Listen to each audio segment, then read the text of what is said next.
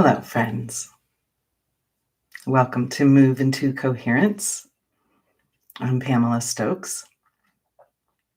In today's episode, we will be talking about the symptoms that can appear. They don't always, but they can appear with both PTSD and CPTSD. And we'll learn about what defines them and what the differences are between those two. We'll also be doing a lying down motion called lying, arch, and curl. Last week we did sitting or seated arch and curl. So we'll be doing that lying down. So hopefully you have some space where you can find yourself comfortable to do that. So let's get into it. We'll start by doing our 3 Tibetan bells ringing, and then we'll do a little heart coherence so that we can all come together in this space. These bells were given to me by Mary Morrissey. I was part of her Brave Thinking Masters group, and I really enjoy the sound that they make. We let them ring until they are complete.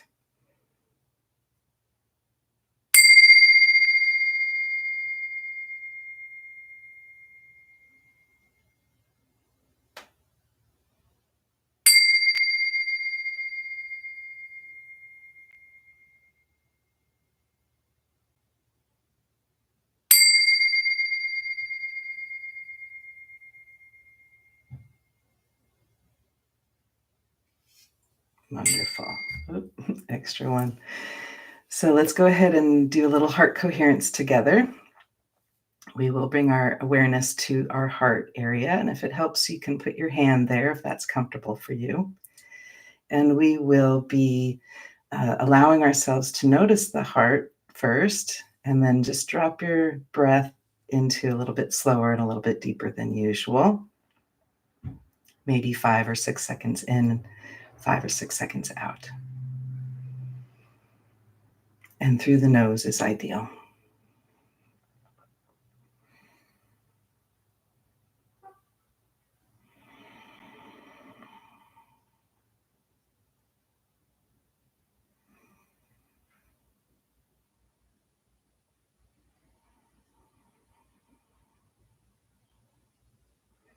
And then we'll allow ourselves to imagine the breath is flowing in and out through the heart.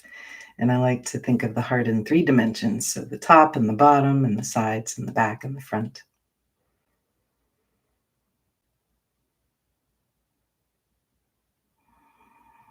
In and out through the heart.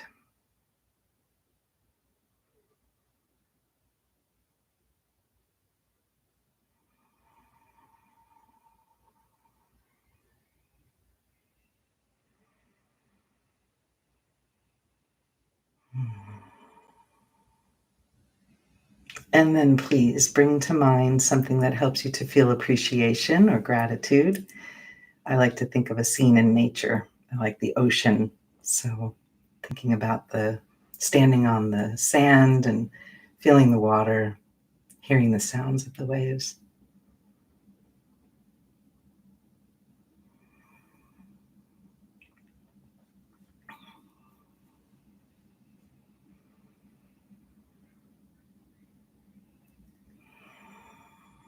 And continue breathing through the heart, 5 or 6 seconds in, 5 or 6 seconds out.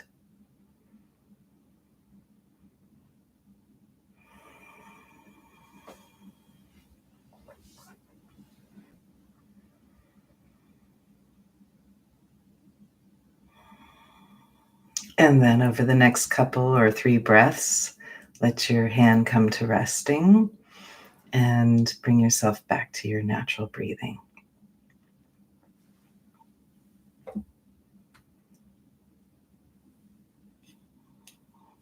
Great.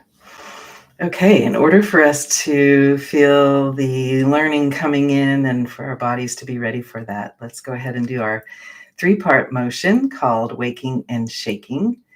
We're going to do this so that we can find comfort and ease in the body so that our brains can take in the new information today. So please come to standing. And thank you for joining in.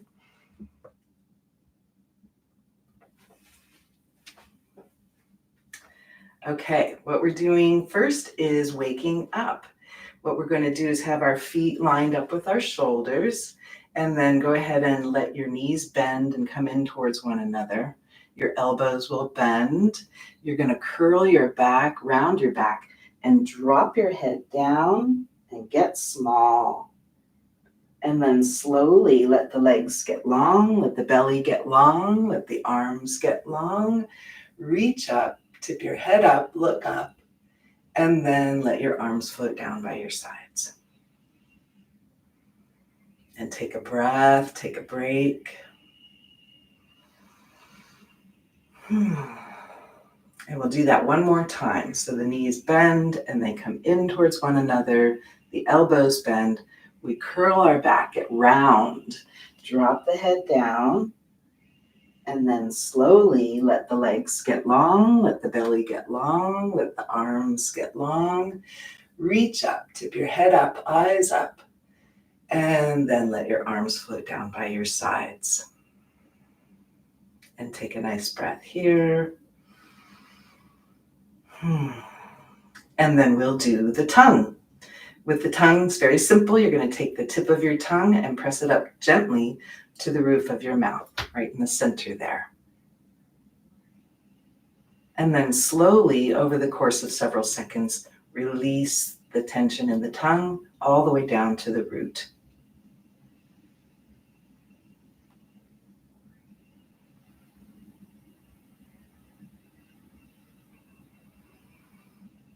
And breathe.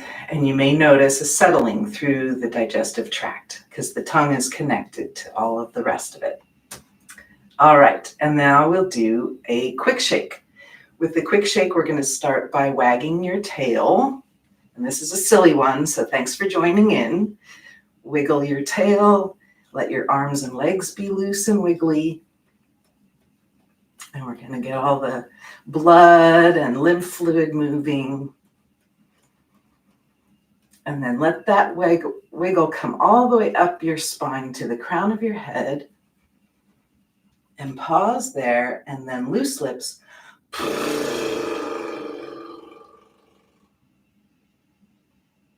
And notice how you feel. Thanks for joining in on that.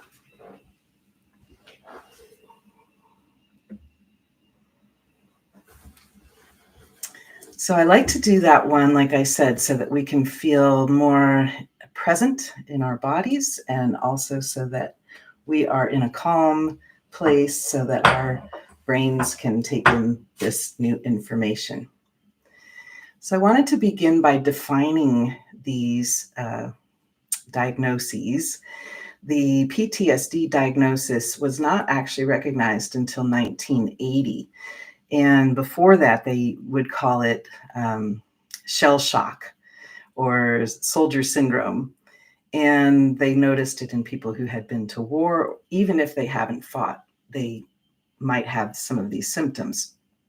But we did recognize it in 1980. And from that point forward, we had an official name for it, PTSD, post-traumatic stress disorder. And it is recognized in the United States as a diagnosis that is recognized in the DSM, which is a manual that psychologists and psychiatrists use.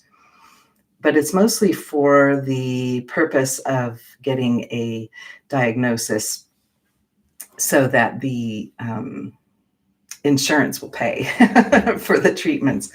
So it's really not necessarily scientifically based. It's more of a noticings, things that are noticeable. And PTSD is something that usually we consider to be occurring in adulthood. Now, CPTSD or complex PTSD is, I kind of tidy it up by calling it learned helplessness. Basically, what we've got is a repeated or recurring event, abuse or neglect, and it's usually relational between a caregiver and a child, or maybe even between siblings. and it's usually in childhood. It is during the time before we really develop a sense of self. So it can be very powerful, make powerful changes to a person. Excuse me. So the CPTSD, however, is not recognized in the United States as a diagnosis. And the conversation around that is kind of interesting. I had the great good fortune of meeting Bessel van der Kolk, who wrote the book, The Body Keeps the Score. He did a trauma seminar, and we got to have lunch together, just him and me. It was pretty cool. He wanted to hear about my projects, and I was talking to him about mindful motion, because we can use these motions to help ourselves find comfort in the body and to release the trauma reflex. And he thought that was pretty cool. But in any case, he talked about CPTSD as he wanted that to be considered a diagnosis in the DSM. And he talked to the editor. He submitted his findings. He had a lot of brain research that he had done. And he submitted his findings and wrote to the editor of the DSM. And the DSM editor wrote back and basically said, oh, if we put this in, we're going to open up a whole can of worms. That was his response. So that was the defining,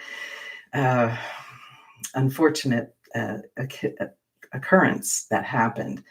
So CPTSD is not recognized in the DSM. However, it is recognized internationally as a diagnosis. So there is something to this, and unfortunately, it's not something that the DSM editor wanted to get involved in. A whole can of worms, he called it. Well, it's true. It's a can of worms, because if we start looking around and seeing how many people have this, we would see that it's pretty common. All right, so I wanted to talk about the different ways that this can show up in the body. But before we do that, it's important to find something that can help you to feel a positive sensation or a pleasurable sensation. Because when we hear these symptoms, you may recognize them in yourself, you may recognize them in other people, and it could be a little jarring. And some people like to say triggering. I think triggers are important, though, because we recognize that we have an opportunity to make a change. So before we do hear these list of symptoms for these two conditions, PTSD and CPTSD, I would like to have you bring to mind, please, something that can create a pleasurable sensation for you. And for me, I like to think about my cat's face, or I think about a scene in nature, something that's really pleasant. So go ahead and bring that to your mind and let the thought kind of drip down through your face and down through your throat and down into the chest and belly. And just notice what you may be sensing in the body. Maybe there's some softening. Maybe you feel like your breath is slowing down and being comfortable. Maybe you feel expanded.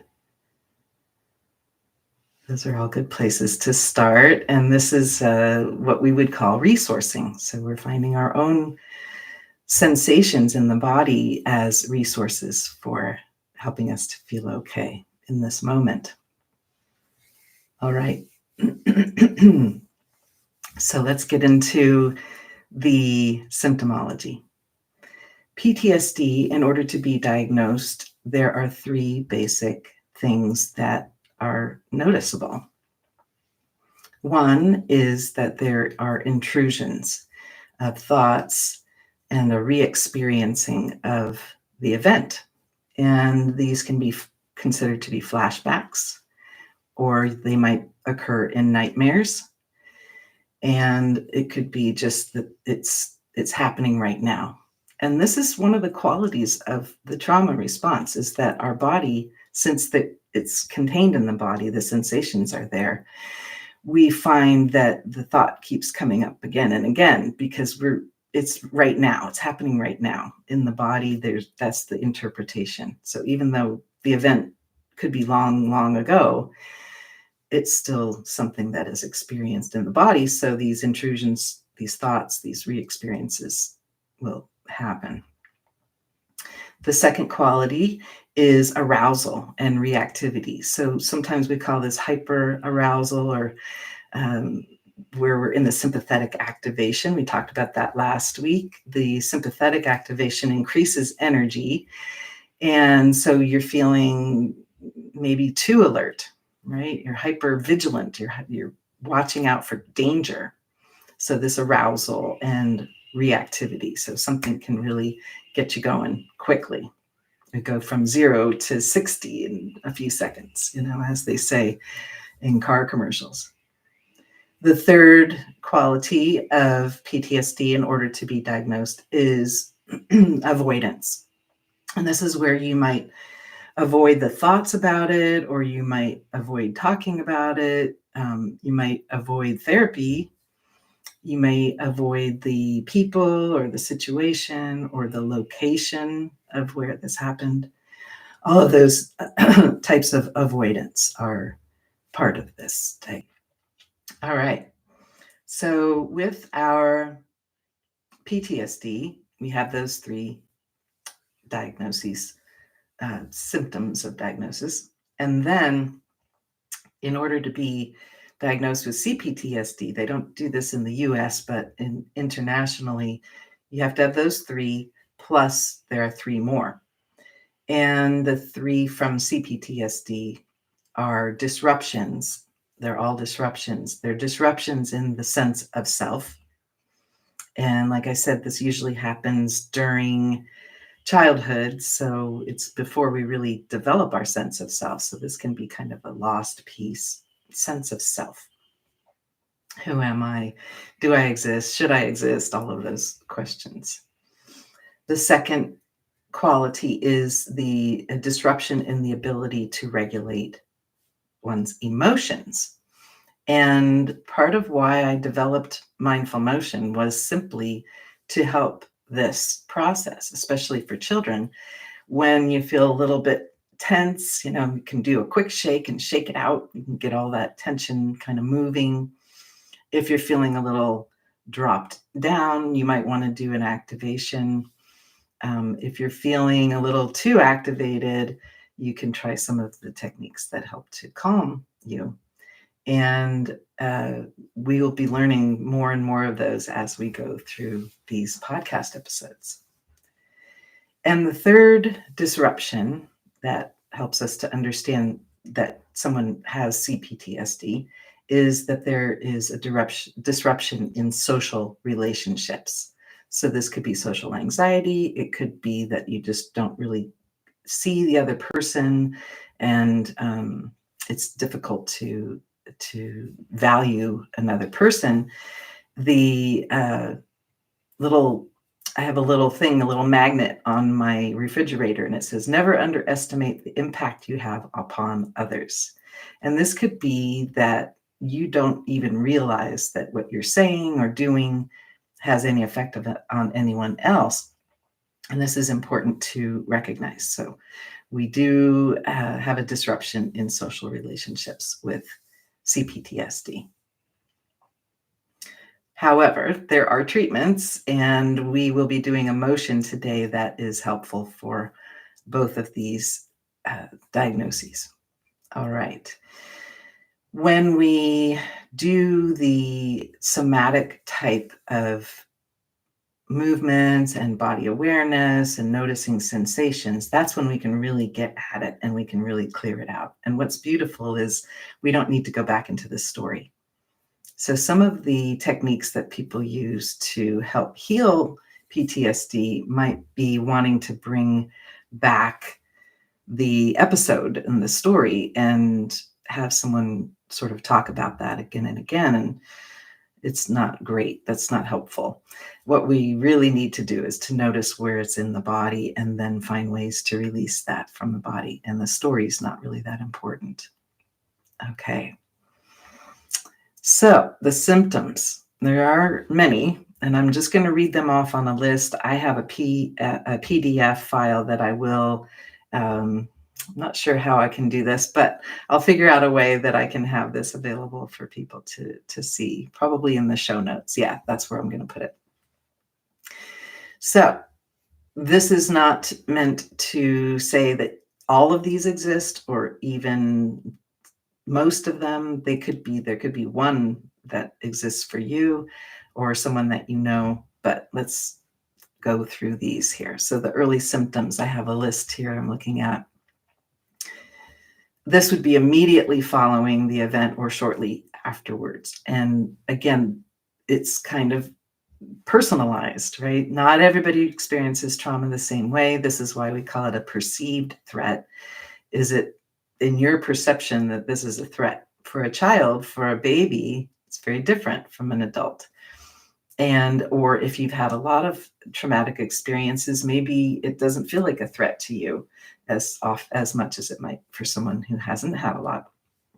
So these early symptoms include increased heart rate, sweating, difficulty breathing, which would be rapid breathing or shallow breathing or even panting, cold sweats, tingling, muscular tension, repetitious thoughts, racing mind, worry, dissociation, denial, feeling helpless, immobilized, collapsed, hypervigilance, which is being on guard, flashbacks or intrusive imagery, sensitivity to light and sound, hyperactivity, exaggerated emotional and startle responses, nightmares or night terrors, abrupt mood swings, shame, lack of self-worth, easily stressed out, difficulty sleeping, digestive issues, numbness, and shutdown. That's a big, long list. So let's take a moment here. Come back into the thought that helped you to feel some pleasurable sensations. Come back to that place.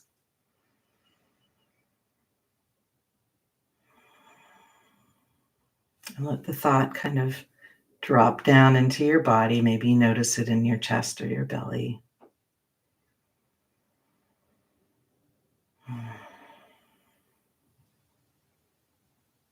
There we go. So as we do this for ourselves, as we bring ourselves back to something that is pleasurable, it's not bypassing. It's not bypassing the situation at all. What we're doing is we're telling the nervous system in that moment, everything's okay in this moment. And it's really important for our bodies to know that so that we don't continue with this response. So every time you have a trigger, use it as an opportunity to bring something to mind that helps you feel okay. All right, now we'll move on into the delayed symptoms. These can happen years or even decades later. And again, like I said, they're sometimes you might have an early symptom later or a later symptom earlier, but these are sort of generally true.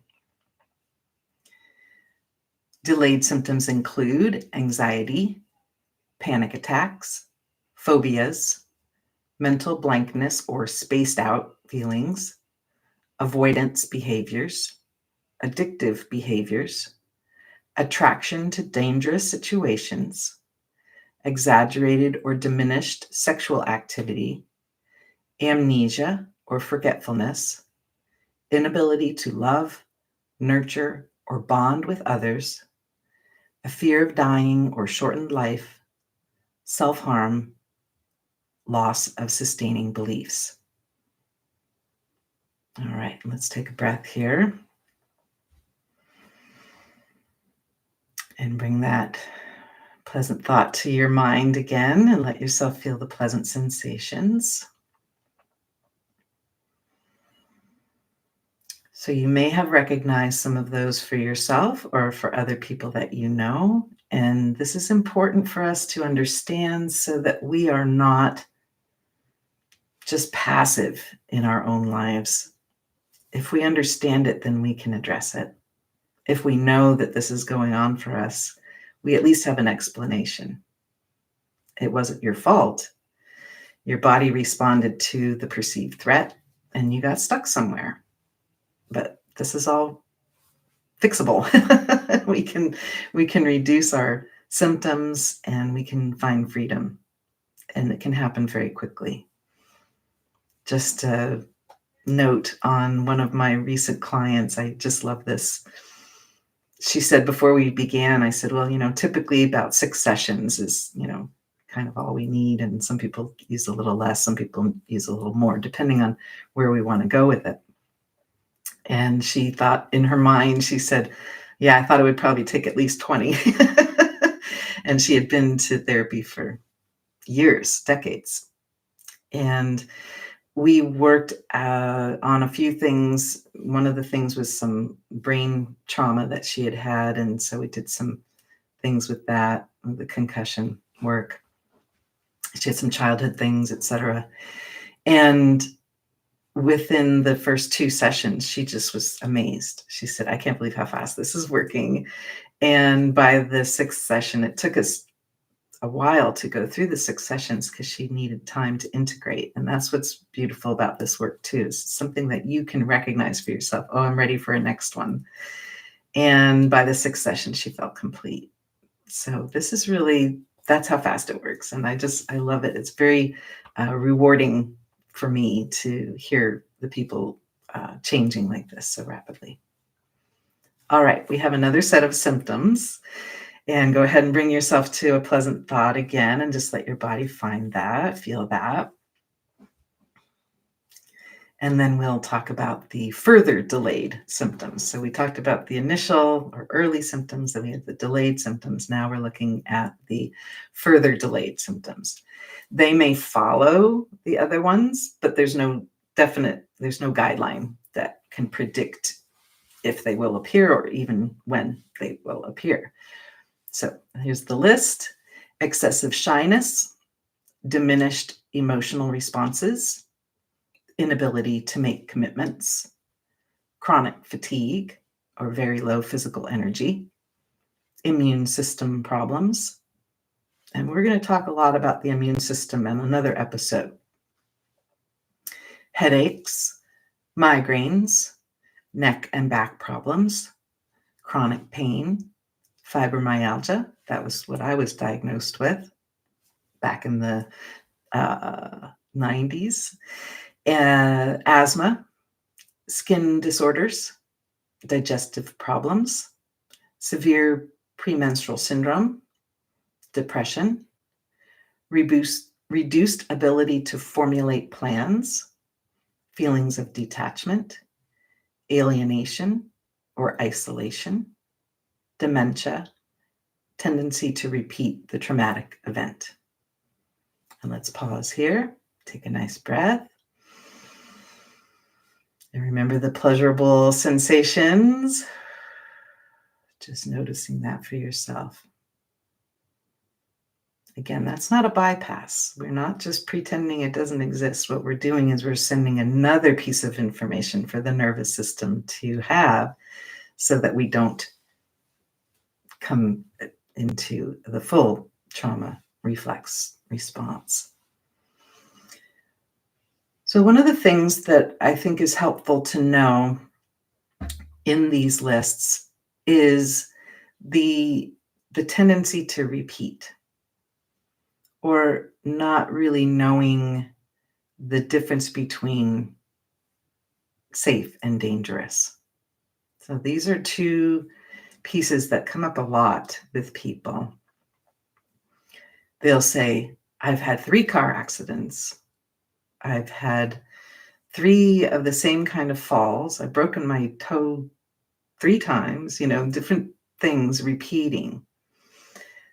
The body, this is what's interesting, the body in the initial response made some kind of effort to get you out of there, fight, flight, or withdraw, and you got stuck there. Now, the body would like to resolve the trauma. The body would really like to be free of this so that it can function optimally. Once we're out of the trauma reflex, now we can go into what's called homeostasis, which is our body's ability to regulate itself and to carry out all the functions that it does automatically without us even trying. It's pretty great that we have this. Thank you, body, for doing this. But if you're stuck in the trauma reflex, the body will help you to find ways to repeat that trauma so that there's the opportunity to resolve it. So if you're finding yourself, gosh, I've had 3 head injuries I'm using the number 3, but it could be more or less, fewer, but you may notice that there's a repeat of a traumatic event. And I like to think of this as, again, the body is saying, I would like to help you. Let's get resolved here. Let's throw one more event at you so that you can, face into this and be free. Because ultimately, we would love to have our bodies work optimally and where we get along with people and we feel safe in the world. We feel that we have a value here. And I'm here to tell you, you do. In the terms of the physical aspect, in the realm of the energetics of you, everybody's got their own vibrational frequency. It's identifiable for you, for every object. It has a frequency. And by having all of these frequencies together, we create our world. We create a harmonious world. And so without you having your own, personalized frequency in a nice regulated place and working optimally, that can make a disruption in the whole system. So you are important. You're valuable. We need you, and we need you to be in the vibration that's yours. That's your sovereignty. Everyone has their own.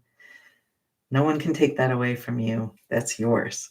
So I would love for all of us to bring that in so that we can harmonize together and make this world what we'd like it to be, which I think at least most people want to have ease and comfort and peace and calm and freedom. So that's important to recognize that we have this tendency to repeat these traumatic events. And the understanding too that we get confused about what is safe and what is not safe. So we can be attracted to dangerous situations for the same reason that our body's trying to resolve the trauma reflex, but we also can get confused because it may feel familiar.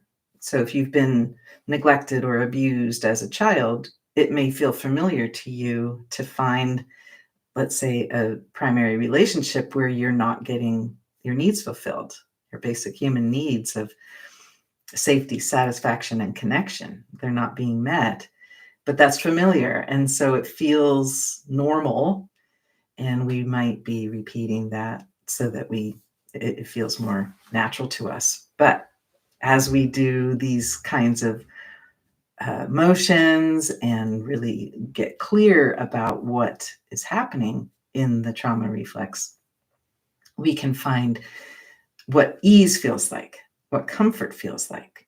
And we talked about this last week in Feldenkrais and Hannah Somatics.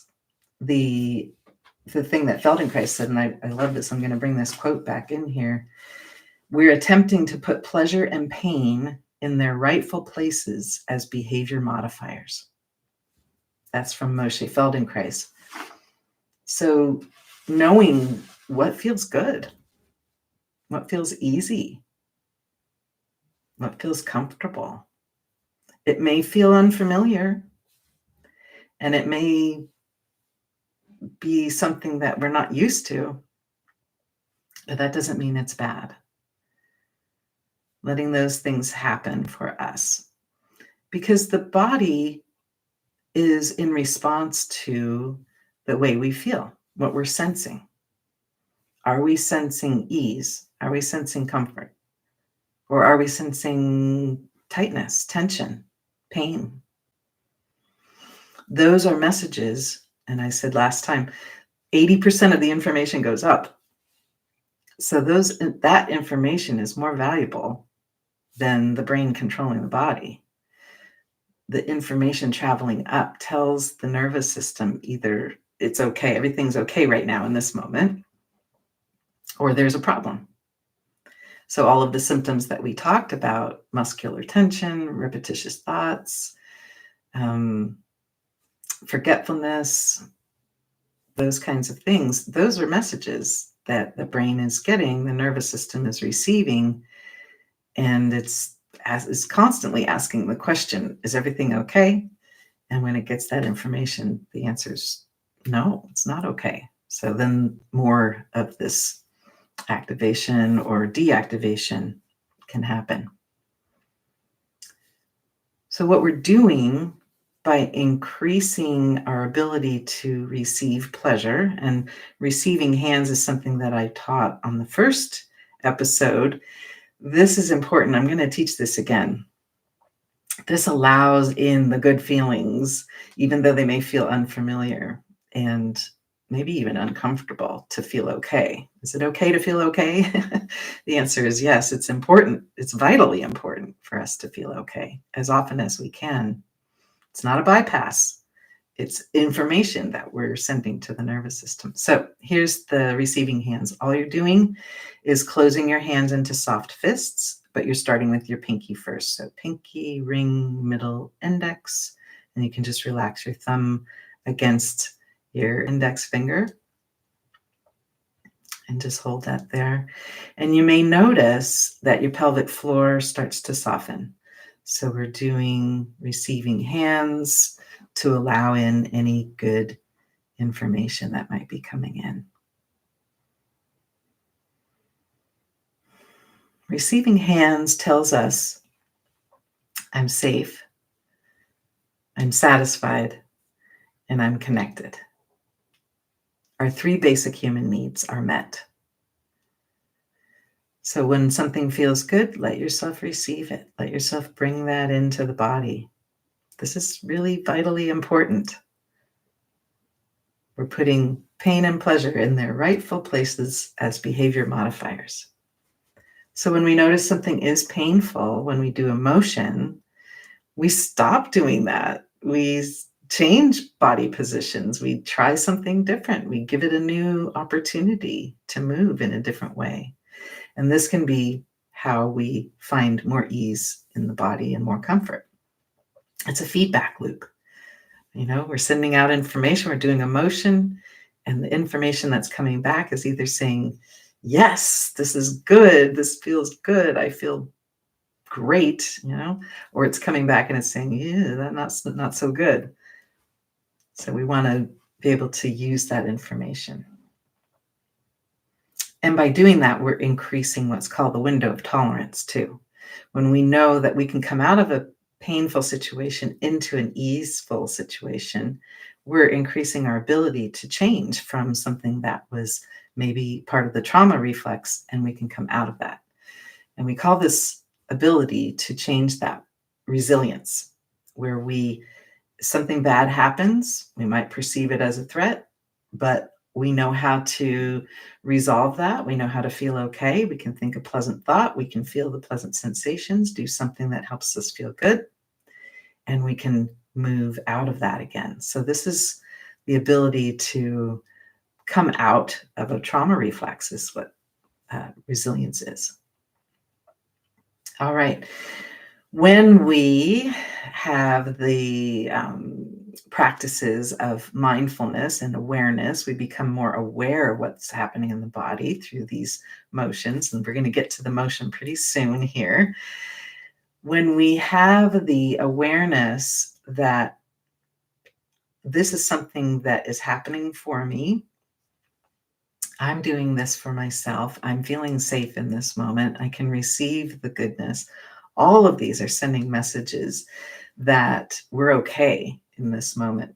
And we can actually renegotiate in our body what is happening with all those symptoms that we talked about earlier. All right. So, yeah, mindfully meditating, paying attention, noticing, becoming more aware. That is really the key to understanding the shift out of the PTSD symptoms into a more regulated state. All right. What else do I want to talk about here? Okay. Well, one of the things I think that's important to know too, and we'll talk about this more probably next week, is that there's something called post-traumatic growth. Who knew? I did. Well, post-traumatic growth is our ability to take what happened, to use what happened, and to come out of it better than before. It actually does happen a lot. So, what I ask for people to imagine before we begin the work is, what does your life look like on the other end? Let's say we've done all of our sessions together and now you're clear and you've got all these looser places or more balanced places in the body, in the mind. What do you see for yourself? How do you see yourself there in the future? That vision or that knowing, oh, I would love to have a body that moves easily. I would love to have success in my business. I would love to have relationships that are valuable, where I feel loved and I feel love. And maybe you'd like to have more free time, more freedom. Maybe you'd like to have a better outlook on what the future holds. So, seeing yourself on the other side, having a vision of what that looks like for you and what that could feel like for you, letting yourself feel what that feels like. And like I said, we'll talk about more about that another time. But this is post traumatic growth. And what is beautiful about doing the work that I do, I feel when someone else finds themselves again, they come back and they're home, back in their body, it feels good. They've released a lot of the symptomology and or maybe all of it, and they're ready to do more. They're motivated to do more in life and really contribute to our world. Well, I feel that. So it's vicarious. And I really feel accomplished. I feel proud of myself. I feel happy for them. I feel that there's more, resonance that's getting created on our earth that is contributing to coherence, right? We calling that coherence when we have harmonious experience. That's coherence. We can have it within the body. We can also have it outside of the body with all of us together. I feel that this is happening faster and faster and faster. And it's very enlivening for me to be part of that. I'm also training some people right now. I've got some apprentices that are learning these techniques so that they can bring that to others as well. And I'd love to do more of that apprenticing and working with people in that way. Okay, so I think it's time to learn about the motion that we're doing today. Thanks for listening to all the information and all the learning. This motion is called lying, arch, and curl. We're going to be doing it lying down. Ideally, you're doing it on a carpet or a yoga mat on a hard floor, and not something squishy, too squishy like a bed, unless, of course, that's where you are and you, don't have an option of lying on the floor. But I'm going to be lying on the floor today. We are going to be lying on the floor today to do this motion. It's very similar to what we did last week, where we're going into an arch, and then we're going to come back down to flat. And then we're going to go into a curl, and we're going to come back to flat. So we're doing this very slowly, and we're doing it very mindfully. Now, some of the things that might happen while you're doing these motions, because we're releasing the digestive tract, we're releasing muscle tension. You may notice softening. You may notice gurgling. Your digestive system's starting to move. So all of those things are fine. You may notice yourself yawning. This is very common.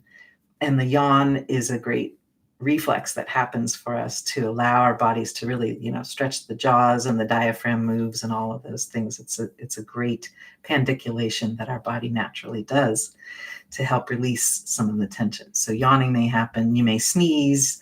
You may burp. There's a lot of things. I like to tell people when I hear gurgles, I'm like, thumbs up. That's great. So that may happen for you. So what we're going to do is we're going to lie down. We're going to take a note first. We're going to notice, what does my body feel like right now before we begin? And we'll take a kind of an interoception, right? Looking at the inside and what we're noticing in the symptoms and the tension and is what's going on in the body. And then we'll do the motion. We'll go through it 3 times. We'll do an arch and a flatten, and then a curl and flatten. We'll do that 3 sets of those. So the arch, what we're thinking about is we're thinking about the pelvis moving forward, so that it's kind of like the pubis, which is the front of the pelvis, that's going towards the floor. And so you may have a little lift in the low back. And then when we come to flatten, just let yourself drop slowly down. And the slow is important. Remember, when we do these, we're trying to slow it down because the cortex, we're coming out of the vortex, going into the cortex. The cortex is slow. It's 1 billion times slower than the hindbrain, which is controlling the sensations or sensing the sensations. So we need to slow it down on that release, on the undoing of the motion, so that we can notice what's letting go. Where can I find some ease and comfort? So the slow undoing. And then we'll take a pause between each half so that we can take a breath and take a break and turn off all efforts. So we want to come back to 0. And then we'll go into the curl. And with the curl, it's kind of like a pelvic tilt. What you're doing now is the pubic bone is coming up away from the floor, or you can think about the tailbone dropping down to the floor. We're not trying to lift our buttocks off the floor, but just drop down. So we're getting curled. Simultaneously with that part of the spine curling, you're also going to roll your arms in from your shoulders. You're also going to bring your knees in toward one another, and you'll lift your face up off the floor, straight up towards the ceiling. So remember last time when we did the curl, our face came out this way, straight out from our shoulders, not dropping the chin down, but straight out. And so when we're lying, that face is going to come straight up towards the ceiling. All right, so let's go ahead and try this together. Please come to the floor, come to lying, and I'm going to tilt my camera down so you can see me here. All right, so the first thing we're going to do is to come into lying and just noticing what sensations we notice are here at the beginning. Okay, so bringing yourself down to the floor. There we go. Okay. And then just noticing your body here, noticing your legs, your pelvis, your spine, your shoulder blades, your arms, and your head. Just notice how they're feeling right now and any sensations. And you may notice there's a difference between the right and the left sides. That's okay. All right. And now we're going to bring the knees to bent and with the feet flat. So let's bring that one leg at a time. Let your knee kind of move out away from center and then slide your foot up And again, let your leg roll out and slide your foot up. So now we have our feet flat and the knees are bent. And we'll go into the arch first, and this happens on an inhale. So the pelvic pubic bone is dropping down towards the floor. We're getting some space under the low back. And then slowly, over about 5 or 6 seconds, slowly release yourself back down to the floor. And then turn off your efforts and breathe.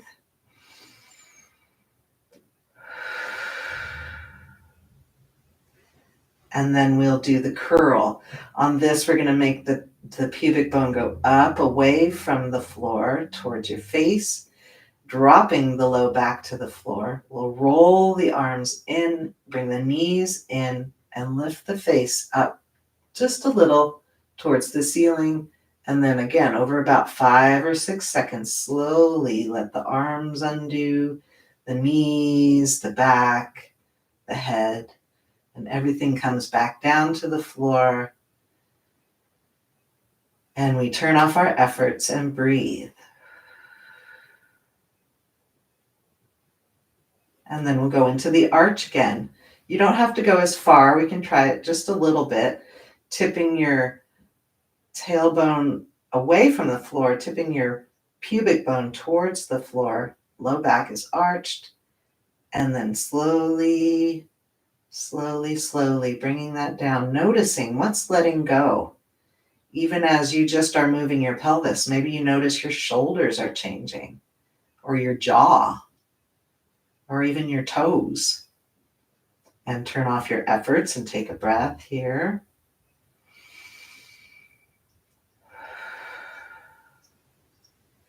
And then we'll do the curl. So this time again, the pelvis is going to tilt up so that your low back drops down. Roll the arms in, the knees come in, and the face lifts straight up. And then trying to bring all 4 parts back down at the same time, knees, arms, head, and back.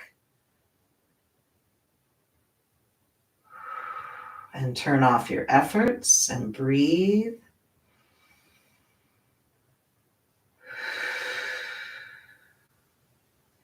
And we'll do that set one more time. We'll go into the arch, and you can just do a little one here. We're going as far as is comfortable, but yeah, staying away from pain and stretch, and then slowly releasing that down. And again, noticing what's letting go. As I release, do I feel this in my ribs? Can I feel my shoulder blades changing? And then we'll pause here, take a break, take a breath.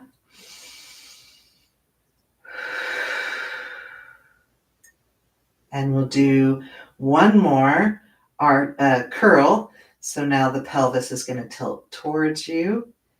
Low back drops down, the knees come in, the arms roll in, the face lifts up.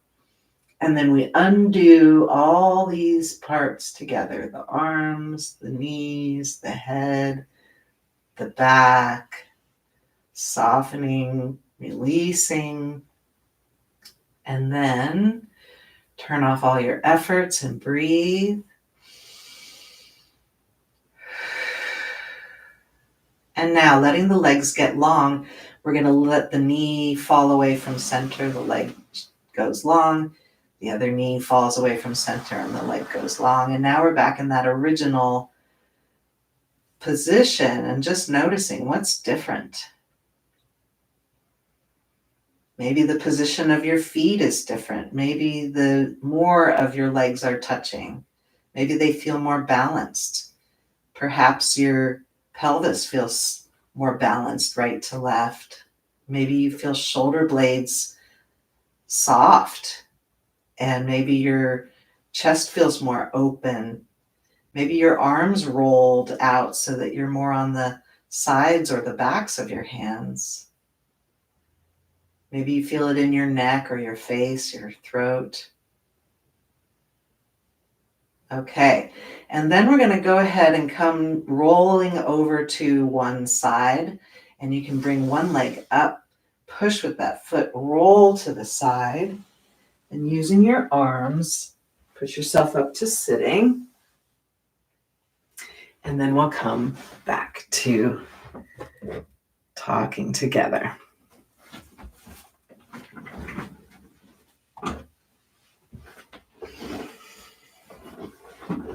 All right. So I would love to hear in the chat if you'd like to tell me what you noticed changing for you. There were a lot of possibilities for what you may have noticed. So please put that in the chat if you care to share so that we can see, we can compare, what's happening for you and what do you notice. So this motion comes from both the Feldenkrais method and Hanna Somatics. Remember, Hanna Somatics is an offshoot of Feldenkrais, and he learned a lot from Feldenkrais and then kind of created his own motions or similar ones that made it a little simpler for people. So I'm waiting for people to tell me what they noticed, what might be different before and after. We might notice some softening. We might notice any kinds of changes that you see. And I'd also like to know if there's any questions, if anyone has a question. I feel a lot more space in I'm not seeing that word there. For some reason I can't see that because there's a symbol in my belly. I think that's what it says there. Thanks for sharing that with us today. Feeling a lot more space in my belly. That's great. Yeah, and then also wondering if there's any questions. We can do a little Q&A here, just the last little bits of time together. Any questions that you might have? Oh, in my being. Okay, I feel a lot more space in my being. It's different than belly, but similar. And great, thanks for sharing that with us.